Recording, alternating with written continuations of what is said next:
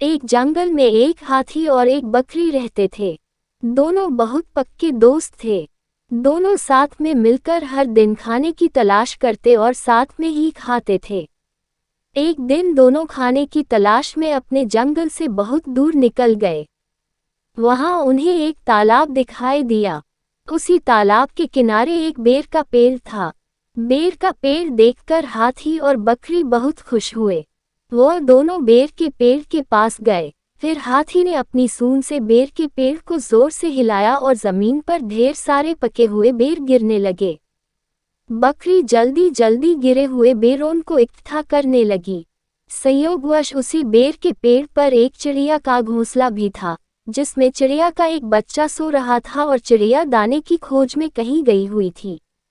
बेर का पेड़ जोर से हिलाने के कारण चिड़िया का बच्चा घोंसले से बाहर तालाब में गिर पड़ा और डूबने लगा। चिड़िया के बच्चे को डूबता हुआ देखकर उसे बचाने के लिए बकरी तालाब में कूद गई, लेकिन बकरी को तैरना नहीं आता था। इस वजह से वह भी तालाब में डूबने लगी। बकरी को डूबता हुआ देखकर हाथी भी तालाब में कूद गया और उसने चिड़िया के बच्चे और बकरी दोनों को डूबने से बचा लिया।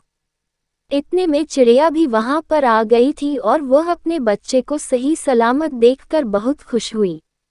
उसने हाथी और बकरी को इसी तालाब और बेर के पेड़ के पास रहने के लिए कहा। तब से हाथी और बकरी भी चिड़िया के साथ उस बेर के पेड़ के नीचे रहने लगे। कुछ ही दिनों में चिड़िया का बच्चा बड़ा हो गया। चिड़िया अपने बच्चे के साथ जंगल में घूम कर आती थी और हाथी और बकरी को जंगल में किस पेड़ पर फल लगे हैं इसकी जानकारी देती थी। इस तरह हाथी, बकरी और चिड़िया मज़े में रहते और खाते पीते थे। कहानी से सीख हमें किसी का बुरा नहीं करना चाहिए। अगर हमारी गलती से किसी को परेशानी होती है तो उस गलती को सुधारना चाहिए और मनमुटाव दूर करते हुए एक दूसरे की मदद करनी चाहिए।